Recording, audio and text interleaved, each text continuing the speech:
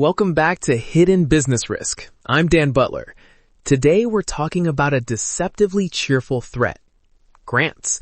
They feel like free runway until they're not. Imagine celebrating a 7-figure award and then being told to refund months of billings because the paperwork didn't match the promise.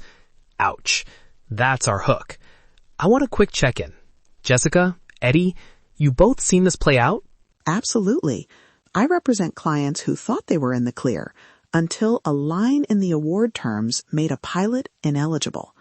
The funder paused payments and then asked for documentation going back months. I speak carefully here because every contract is different, but those pauses can turn into clawbacks fast. Yep, from the ops side, it's usually a paperwork gap. Timesheets not tied to grant projects, invoices without the right ledger tags, or subcontractors who weren't flowdown compliant. The tech can be simple, time-stamped evidence, exports that can't be tampered with, but teams rarely set that up until it's too late. Quick micro case before we unpack the fix. A services CEO used grant money to subsidize a client pilot. They coded the hours under general operations, not the award. Funder audited and said those hours weren't eligible for that line item. Payments paused, then a refund request landed. That's 45 seconds of a lot of panic. Jessica, short translation, what usually triggers a clawback in plain English? In plain English, eligibility rules and documentation mismatch. Awards will define who can be paid for what activities and how to prove it. Red flags include vague definitions of eligible costs, restrictions on subcontracting, strict reporting cadence, and retention rules for records. If you can't show the money paid for the listed activity with timestamps and traces, that's where clawbacks begin. Got it. So for founders, the real question is dollars and priorities. Not every award needs the same triage. I want to translate clauses into likely dollar impacts and give listeners a rule of thumb for which awards to tackle first. Jessica, Eddie, let me walk through a revenue lens and ping you for specifics as I go. First, dollar impact. Take an award that funds 30% of a program. If you misclassify payroll for that program for 3 months, the immediate exposure is 30% of those payroll dollars. But the real hit is twofold: paused payments that drain cash flow and potential clawbacks that hit your bank balance months later. Prioritize awards with high payment frequency or those that cover recurring costs. Payroll, vendor retainers, subscriptions. Those are liquidity risks. Second, conditional payments. If an award ties payments to milestones, that's a trigger point. Miss the deliverable or the paperwork, and they stop funding future months. So rank awards by 2 axes: size and conditionality. Big award with milestone payments is top priority. Small one-off reimbursement, lower, but still worth documenting. If I can add, from a legal point of view, prioritize awards that flow down obligations to your vendors or subcontractors. If the prime award requires flowdowns and your subcontractor isn't compliant, you're the one on the hook. So in your ranking, add a third axis: third-party exposure. Good call. Third-party exposure is sneaky. Okay, practical triage. Identify top 3 awards that are both large and conditional, then the ones with subcontractor flowdowns. Those are week 1 inventory candidates. Eddie, help us turn that into ops. What's the intake checklist that saves you from the paperwork rabbit hole? Keep it minimal and immutable. Start with an intake checklist that captures award ID and date, eligible cost categories as written, reporting cadence, contact at the funder, any subcontractor rules, and required retention periods. For evidence capture, invoices, timesheets with project codes, bank traces, and procurement documents. Take time-stamped PDFs or CSV exports. Don't rely on screenshots. Then tag your ledger so every transaction can be filtered by award. And build an immutable audit export weekly, a read-only package of invoices, timesheets, and bank traces with checksums or export dates. That gives you a defensible snapshot if someone audits later. You don't need fancy software, just consistent exports and a secure storage location.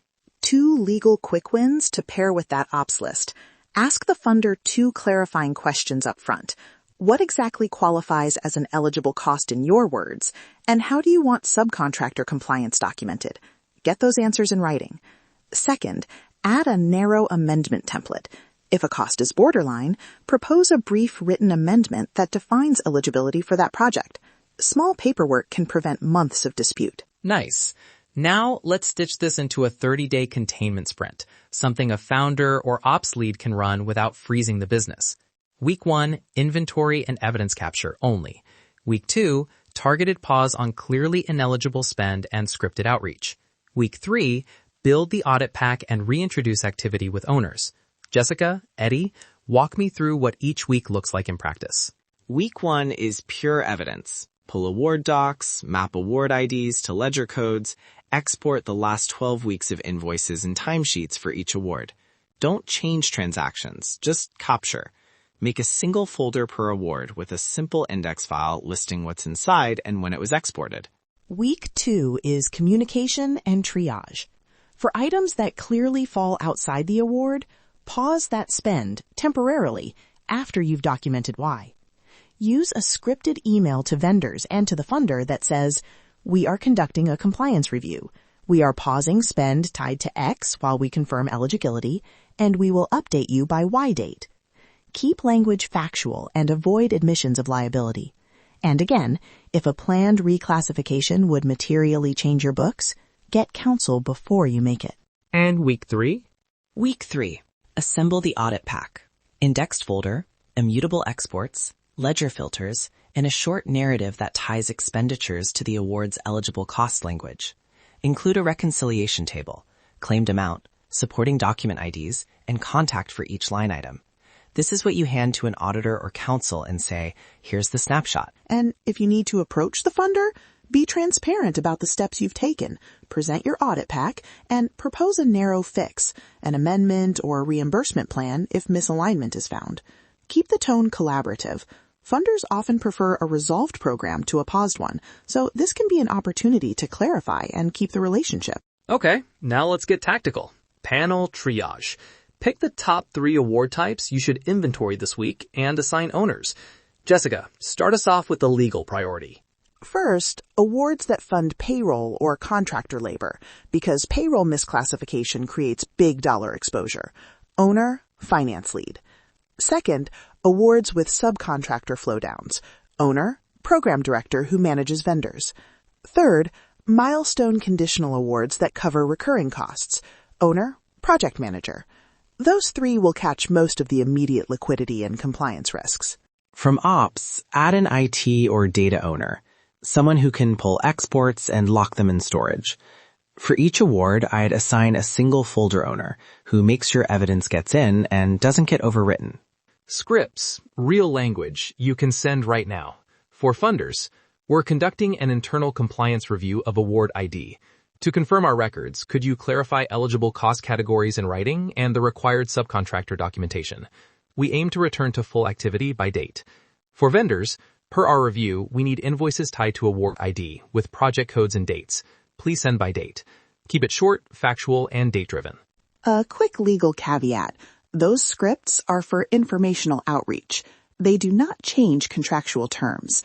For any proposed amendment or reclassification that materially affects your financial statements, consult counsel before you sign anything. We promised 5 immediate actions. Here they are. 1, inventory and create a folder per award. 2, capture timestamped invoices, timesheets, and bank traces. 3, tag your ledger with award IDs. 4, pause clearly ineligible spend with scripted notice. 5, get counsel for any material reclassification or amendment. Simple, but do them in that order. And a tech tip. If you don't have a project code system, create one now. It can be simple. Award ID _YYYYMM. And apply it to time entries and invoices. That one step saves hours on reconciliation. Final legal reminder. This episode and the kit offer templates and process suggestions. They're not a substitute for tailored legal advice. If you find potential material exposure, prioritize counsel.